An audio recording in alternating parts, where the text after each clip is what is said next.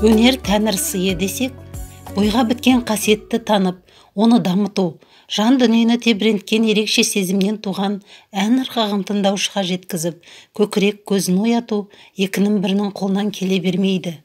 Сәби болғым келеді әнімен танымал. 30 жылдай қазақ даласын шарлап, өз өнерімен қалың қауымды сүйсінткен әнші, сазгер, Қазақстанға еңбек сіңірген мәдениет қызметкері Тұрсынғазы Рахимов міне осындай өнер иесі.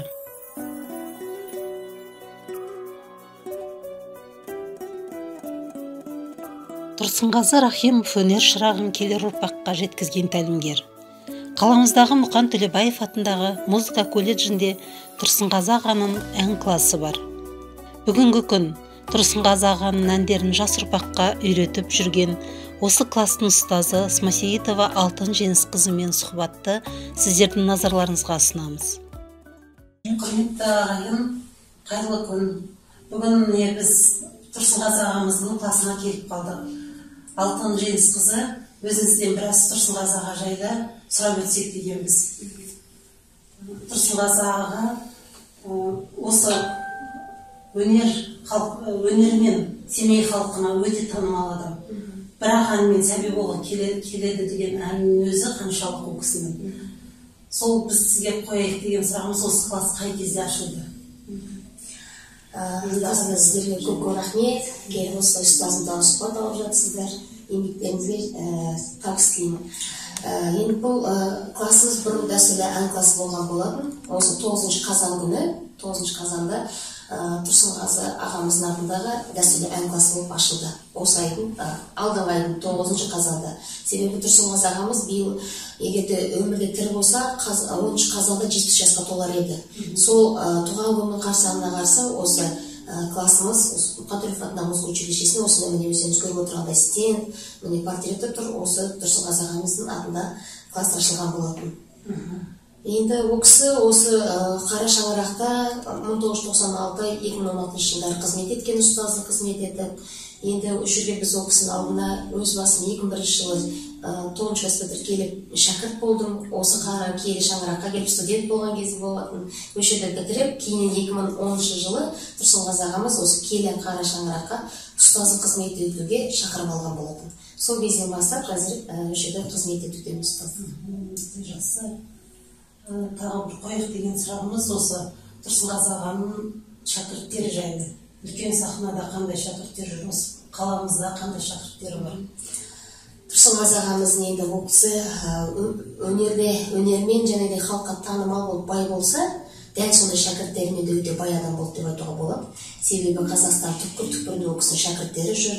Және де колледжді оқып барып бітірмесе де сырттан келіп талай сабақ алған шәкірттер көп жетерлік. Айтарлықта болса Қазақстанға еңбек сіңірген халық артистерінің бірі, мысалы Толғанбай Сембаев, Еркін Шүкіманов, қазіргі таңда мысалы Қалалық мәдениет сарайының директоры Нұрген Құсманұлы Иманбаев сол кісіден дәріс алған болатын.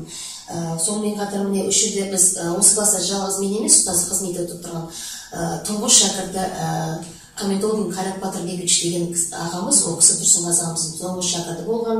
Қазіргі таңда сол кісімен бірге осы класста қызмет етіп отырмыз, ұстаздық қызмет етіп. Сол кісі осы класста да отыр, сахнада да жүр, биік шыңдарда және үлкен сахналарда жүрдегі болады. Сонымен қатар Қалалық мәдениет сарайында жұмыс істеп жатыр. Әмір Қошбаев атындағы филармонияда да жұмыс істеп жатыр. Мысалы Қалалық мәдениет сарайында Бауыржанов Айдан бар, филармонияда Тәжиев, Жасұлан деген оқушылары бар. Сонымен қатар ол кісі жаңағы әншілігімен қатар мен композитормен қатар актер болды ғой. Театрдағы көптеген актерларымыз мысалы ол кісіден тәлім тәрбие дәріс алып жаңағыдай әншілік қатары жүргендіктен ол кісілер сондай сабақ алған үлкен актер ағаларымыз да бар театрда. Қазіргі таңда мысалы Азамат ағамыз бар, театрда актер, өте жақсы айтады дәстүрлі әнді. Керемет актер, керемет әнші деп едік ол кісінде. Сол қазіргі таңда шәкірттер көп. Енді ол кісінің ізін жалғастырып, қазіргі таңда немере шәкірттері де мысалы алғаш консерваторияны бітіріп, қазір Астананың төрінде қызмет етіп жатыр, Қазақ концертінде жұмыс істеп жатыр, филармонияда жұмыс істеп жатыр, Алматыда жұмыс істеп жатыр, немере шәкірттердің барлығы жақсы бір орында жұмыс істеп жатыр. Жақсы. Осы Тұрсынғазы ағаға музей ашып ой бар ма? Алда ұйымдастыру. Дәл осы және осы сұрағыңызға айтып өтейін, 9 қазан күні осы класспен қатар, осы біздің музыкалық училищеде Төлебаев атындағы музейіміз бар, сонда Тұрсынғазы ағамызға арналған арнайы бұрыш ашылды. Сондықтан ол кісінің сол жерге керек кітаптары, жаңағыдай дискалары барлық тұр. Қазіргі таңда музейде көрсеңіздер болады.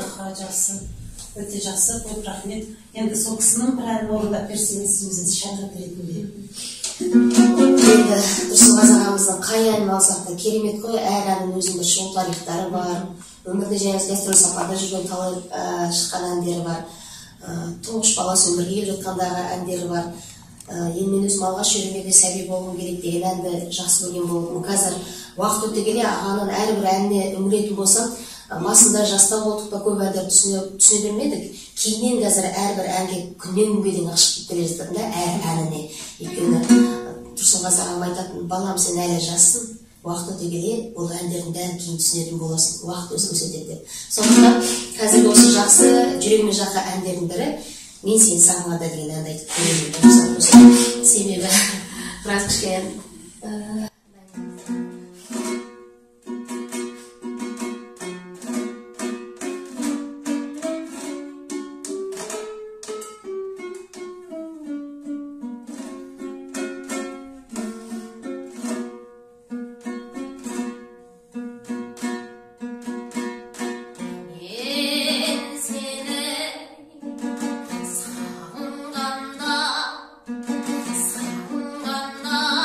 Karama